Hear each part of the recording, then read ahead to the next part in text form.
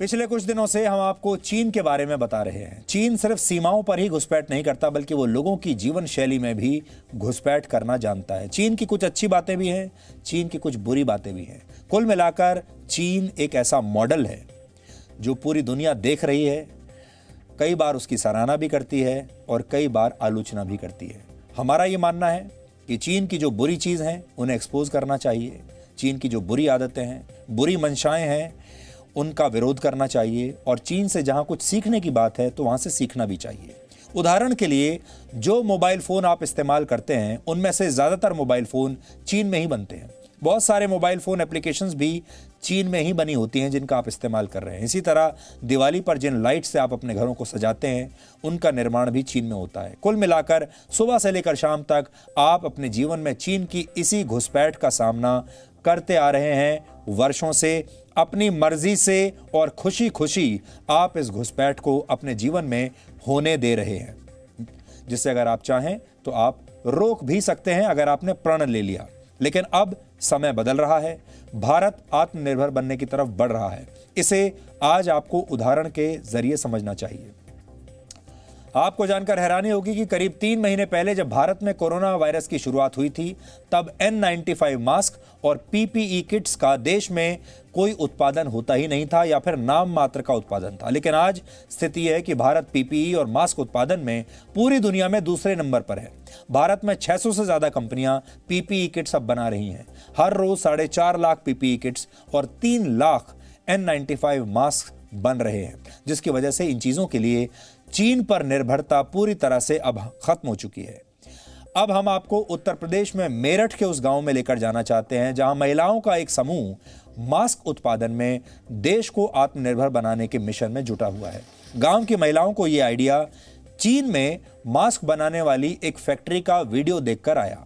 इसके बाद इन महिलाओं ने इसी वीडियो को देखकर मास्क बनाने के अपने हुनर को वैसे ही तराशा जैसे क्रिकेट में कई बार बैट्समैन अपने प्रतिद्वंदी बॉलर्स की गेंदबाजी के वीडियोस देखकर अपनी बल्लेबाजी की क्षमता को बेहतर करते हैं। चीन को चुनौती देती ग्रामीण भारत की नारी शक्ति से आज आप सबको भी जरूर मिलना चाहिए।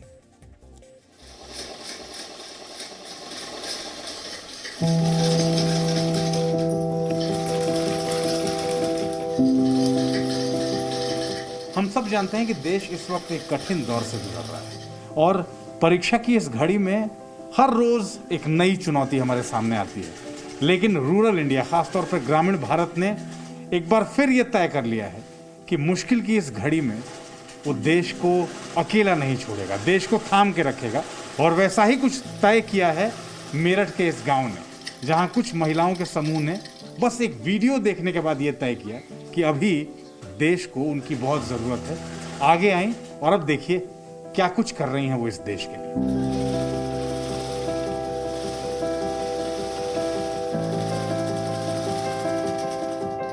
देश में ऐसे भी कोरोना वॉरियर्स हैं जो कोरोना को हराने के लिए चुपचाप अपना योगदान दे रहे हैं। ऐसी ही एक कोरोना वॉरियर हैं मेरठ के दतवाली गांव की सोनवीरी, जो अपनी सहयोगियों के साथ मिलकर कोरोना के खिलाफ सबसे महत्वपूर्ण हथियार यानी कि मास्क बनाकर देश को आत्मनिर्भर बनाने में जुटी है।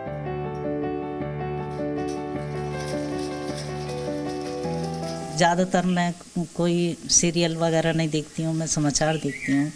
और समाचार में मैं वीडियो चल रही थी चाइना की कि वहाँ से एक्सपोर्ट हो रहे थे मास्क, तो मन में ख्याल आया कि क्यों नहीं हम अपने देश में ही इस तरह के मास्क बनाए जाएं कि हम दूसरे देशों को एक्सपोर्ट कर दें, ना कि हम जो है अपने देश में कोई चीज़ मंगाएं। विदेशों को देख के जो देख रहे हैं हम क्या हाल हो रहा है, तो उसको देख के कि अपने देश को संभालें। आज ज़रूरत है हमारी कि हम पे थोड़ी सी सिलाई आती है, तो क्यों नहीं हम इसे आगे बढ़ा के थोड़ी सी से ही कितना बड़ा काम हो रहा है। तो हमारे मन में ये आया कि देश के लिए जो नहीं खरीद पाते हैं उन्हें हम ऐसे ही दे देते हैं। सोनवीरी मेरठ में एक महिला स्वयं सहायता समूह से जुड़ी हुई है। कोरोना के दौर में मास्क बनाने का आइडिया उन्हें YouTube पर चीन का एक वीडियो देखकर आया। फिर उन्होंने तय किया कि अगर मास्क बनाने में चीन आत्मनिर्भर हो सकता है तो भारत क्यों नहीं।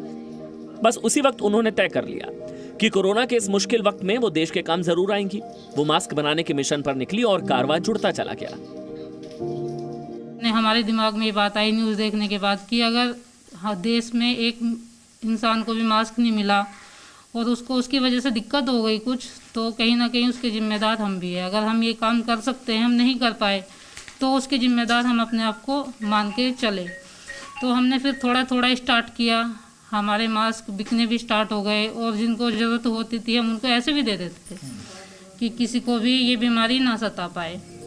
मेरठ के एक छोटे से गांव की एक छोटी सी पहल अब कितना बड़ा बदलाव लेकर आई है, इसका अंदाजा आप इसी बात से लगाइए कि शुरुआत में सोनवीरी अकेली थी, आज उनके पास 40 महिलाओं की एक बड़ी टीम है। शुरुआत में मास्क बनाने के लिए कपड़ा तक मिलने में दिक्कत आ रही थी, अब सरकार खुद कपड़े की सप्लाई कर रही है और इनसे मास्क खरीद रही है। इनके बने मास्क की डिमांड न सिर्फ आसपास के गांव में बल्कि आसपास के जिलों में भी होने लगी है। सबसे पहले मैंने समूह बनाया, मुझे मेरी सेक्रेटरी ने बताया कि आप समूह बनाओ, सरकार जो है बहुत इसमें फ़ायदा कर रही है, सरकार पैसा भी दे रही है, रोज़गार भी दे रही है, हर चीज़ दे रही है।